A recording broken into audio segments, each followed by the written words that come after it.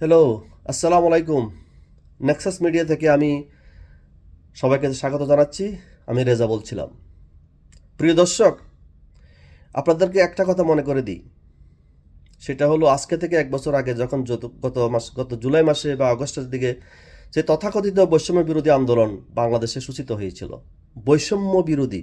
প্রিয় দর্শক, আপনাদেরকে মনে রাখতে হবে, বৈষম্য বিরোধী। যেই আন্দোলনের নামে সরকারের পতন হয়েছিল, যদিও সরকার তাদের সব দাবি মেনে নিয়েছিল, তখন অনেক প্রাণ ঝরে গিয়েছিল, অনেক হত্যা করা হয়েছিল, যদিও এই হত্যাকাণ্ড নিয়ে অনেক বিতর্ক রয়েছে। কারণ বাংলাদেশের পুলিশ, বাংলাদেশের আর্মি যে বুলেট ব্যবহৃত হয়েছে হত্যাকাণ্ডের জন্য সেগুলো ব্যবহার করে না। বাংলাদেশে একদিন মানুষ জানবে এই হত্যাকাণ্ডের পিছনে রহস্যটা কী। আজকে আমি যে বিষয়টা নিয়ে কথা বলবো প্রিয় দর্শক, সেটা হলো বিবেক নিয়ে, আপনার কনসিয়াস নিয়ে, মানবতা নিয়ে, সত্য নিয়ে। আপনাদের স্পষ্ট মনে আছে গত বছর এই দিনে বাংলাদেশে যে সাংস্কৃতিক ব্যক্তিত্ব মোশাররফ হোসেন, বাদন, ফারিয়া, খায়রুল বাশার, এরকম আর অসংখ্য মানুষ তাদের প্রোফাইল লাল করেছিলেন এবং রাস্তায় নেমে এসেছিলেন। খুবই ভালো কথা। যখন কোনো অসঙ্গতি দেখব, যখন কোনো অন্যায় দেখব, যখন কোনো দুর্নীতি বা অপসংস্কৃতি দেখব, আমরা সবাই সোচ্চার হব এবং সাংস্কৃতিক ব্যক্তিত্ব হিসেবে সে অধিকার অবশ্যই তাদের আছে, আমি সেটা শ্রদ্ধা জানাই। সমস্যাটা হলো সেই একই পরিপ্রেক্ষিতে এই বৎসর বা গত 1 বছরে যা হলো, যে হাজার হাজার মানুষকে হত্যা করা হলো, শত শত পুলিশকে পুড়িয়ে ঝুলিয়ে রাখা হলো, বাংলাদেশের সব থানা জ্বালিয়ে দেওয়া হলো,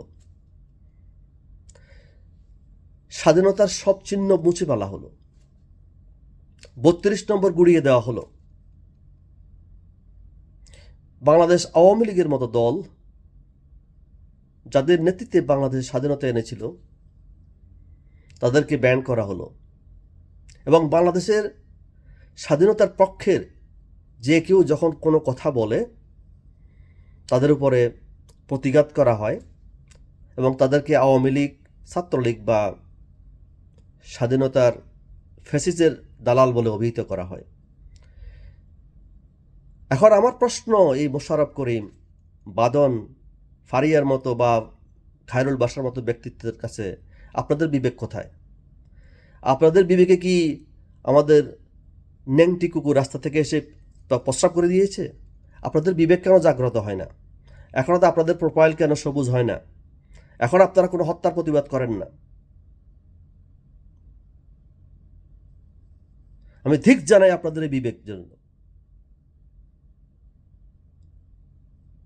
You should be ashamed for your activities. You should not be involved in any cultural activities. ধিক মোশাররফ করিম, ধিক বাদন, ধিক ফারিয়া, ধিক খায়রুল বাশার। এদেরকে চিনে রাখবেন, এরাই হলো সমাজের কীট। এরা স্বাধীনতা বিরোধীদের চেয়েও ভয়ঙ্কর বাংলাদেশের জন্য।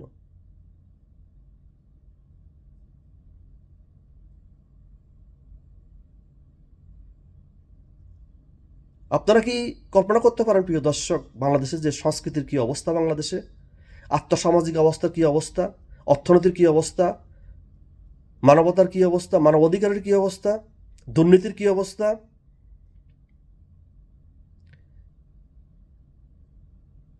আমরা জানি না এই সরকার কে চালাচ্ছে এবং কীভাবে চালাচ্ছে। যেখানে আগে যখন একটা সরকারের যে কোনো কর্মকাণ্ড সম্পর্কে মানুষ অবারিতভাবে সমালোচনা করত, হাজার হাজার মিডিয়া ঝাঁপিয়ে পড়ত, এখন আজকে যখন মানুষকে হত্যা করা হয় কোনো মিডিয়া কোনো কিছু লেখে না এবং কোনো মিডিয়া বা কোনো ব্যক্তিত্ব কোনো কথা বললে তাকে আওয়ামী লীগ বা ছাত্রলীগের দালাল বলে বা ট্যাগ লাগিয়ে দেওয়া হয় এবং তার উপর হামলা করা হয়, তাকে মবের শিকার হতে হয়। মানুষ কোর্টে যেতে পারে না। এভাবে কি একটা দেশ চলতে পারে? কোথায় আপনাদের বিবেক? আপনারা কেন এখন প্রতিবাদ করেন না? সেই দিন আর বেশি দেরি নয়, মিস্টার আসিফ নজরুল, উপদেষ্টা গং, ইউনুস, জামাত, বিএনপি, এই বাংলাদেশের মানুষ যেমন emotional, they also fighter. They will fight back. They will take back the country. Just wait and see. Thank you. Thanks everyone. Bye.